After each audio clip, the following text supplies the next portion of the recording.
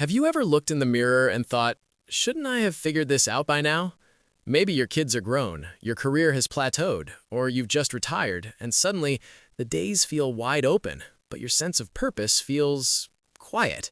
You wonder if your best chapters are behind you, if it's too late to start something new, if you've missed your chance. I used to believe that, not about others, but about myself. I thought reinvention was for the young, the restless, the ones with decades ahead of them, that by a certain age you were supposed to have your story locked in, your path set, your role defined. But then, life handed me a different truth, one I saw not in headlines, but in the quiet courage of ordinary people around me. The artist who picked up a paintbrush for the first time at 62, the accountant who opened a bakery at 58, the grandfather who went back to school to become a counselor so he could help kids who'd lost their way, just like he once had. And slowly, I began to see it's never too late. Not because time is infinite, but because meaning is always within reach. Welcome. I'm so glad you're here. This isn't a hustle culture or youth-obsessed ambition. It's a space for real people, especially those in the second, third, or even fourth act of life, who sense there's still something stirring inside them, waiting to be given form. If that's you, I'd be honored if you'd subscribe to Elevate Your Daily. It's how we stay connected as we rediscover that purpose isn't tied to age. It's tied to attention, care, and the willingness to begin again. Today, I want to share what I've learned, not from theory, but from watching, listening, and eventually living into the truth that reinvention isn't a race against time. It's a return to yourself. I used to think starting over meant erasing the past, but what I've seen in the lives of late bloomers is the opposite. They don't discard their history, they use it as fuel. Their wisdom, their scars, their decades of experience, they don't hide them, they weave them into something new. To help me navigate my own later life reinvention, I began asking myself 5 questions that cut through the noise of shoulds and brought me back to what truly matters now. These aren't about catching up, they're about showing up, as you are, right where you are.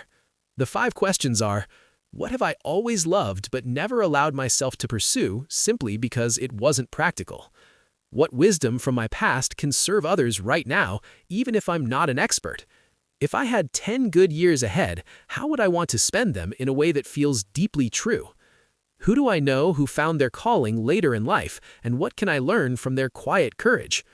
What small, joyful act could I turn into a daily ritual of purpose starting today?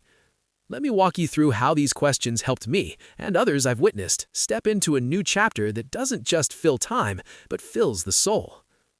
1. What have I always loved but never allowed myself to pursue simply because it wasn't practical? This question took me back to my childhood. When I was 10, I carried a notebook everywhere, scribbling poems and short stories. I'd lose hours in the library, dreaming of writing books that would make people feel seen. But somewhere along the way, college, bills, responsibility, I tucked that dream away. Writers don't make a living. Be realistic, I told myself.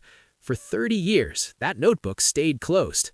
Then, at 53, during a quiet Sunday morning with nothing but a cup of tea and an old journal, I asked myself this question, and the answer came like a whisper I'd been ignoring for decades. You've always loved writing, not for fame, not for money, but because it's how you make sense of the world. So I opened a new document, not to write a bestseller, just to write one true thing. That small act didn't change my life overnight, but it changed my relationship with myself. I began writing weekly essays, just for a small email list of friends. No pressure, no platform, just presence. A year later, one reader wrote, "Your words helped me feel less alone in my grief." That was all the success I needed. I realized that passion doesn't expire. It just waits, patiently, for you to give it space again. And you don't need to quit your life to reclaim it. You just need to make room for one small, honest expression of it again. 2. What wisdom from my past can serve others right now, even if I'm not an expert? We often think we need credentials to be of value, but the truth is, your lived experience is its own kind of authority. I met a woman named Helen at a community center last year. She was 67, retired from a career in HR. She told me she felt invisible since leaving her job. No one asked for her opinion anymore. Then she started volunteering with a local youth mentorship program. She didn't teach them how to write resumes. She listened. She shared stories of her own mistakes, her resilience, her quiet triumphs. The kids began calling her Grandma Wisdom. She wasn't giving advice. She was offering witness. That's when it hit me. You don't need to be an expert to be of service. You just need to be human. I started thinking about my own journey, the grief I'd walked through, the career shifts, the times I'd failed and rebuilt. I realized I had something to offer, not because I had all the answers, but because I'd walked a path others might find familiar. So I began hosting small, informal gatherings, just a few people, good coffee, honest conversation about life after 50. No agenda, no sales pitch, just connection. The feedback was, I didn't know anyone else felt this way. Thank you for saying what I couldn't. Your wisdom doesn't need a stage, it just needs a willing ear. 3. If I had 10 good years ahead, how would I want to spend them in a way that feels deeply true? This isn't a morbid question, it's a liberating one. At 55, after a health scare, I asked myself this, not to fear death, but to honor life. I realized I didn't want to spend my next decade waiting for grandchildren to visit or counting down days on a calendar. I wanted to live, not just exist. So I got specific. I want to create something that outlives me, even if it's just a collection of letters to my grandchildren. I want to deepen a few key relationships, not just maintain surface-level ones. I want to learn one new thing a year, not to impress anyone, but to stay curious. This question helped me stop drifting and start designing. It shifted my focus from what's left to what matters most right now. Time isn't just passing, it's calling, and the best way to answer is with intention. 4. Who do I know who found their calling later in life, and what can I learn from their quiet courage? We look to celebrities for inspiration, but the real heroes are often next door. My neighbor, Robert, was a mechanic for 40 years. At 61, he retired and started building birdhouses, not as a hobby, as a mission. He learned about native species, designed houses for specific birds, and donated them to local parks. He's 72 now. His hands are gnarled, his eyes tired, but when he talks about bluebirds returning to a house he built, his face lights up like a boy's. He didn't need fame. He just needed to make something beautiful that mattered to something beyond himself.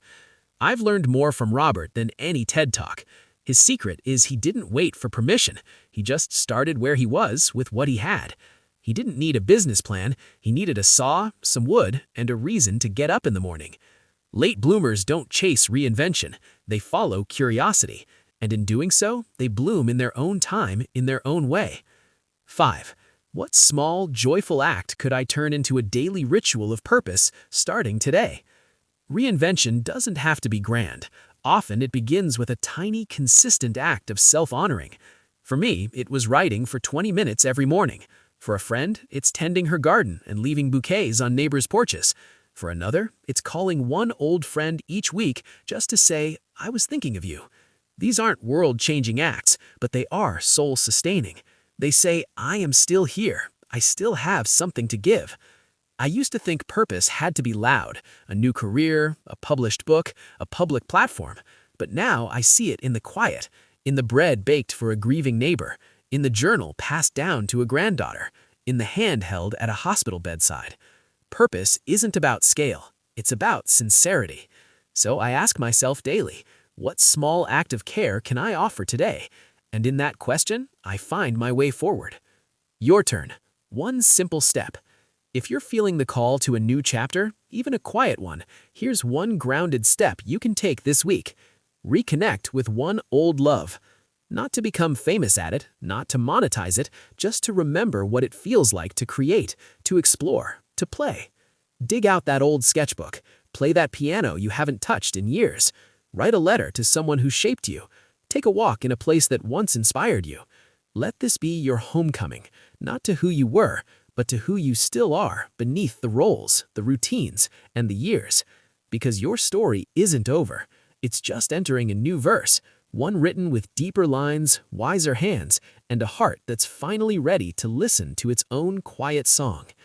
I'm not sharing this because I've got it all figured out. I'm still learning how to live in this second act, with grace, curiosity, and a little less fear of being too late. And if you're in this season of life, whether you're 50, 60, 70,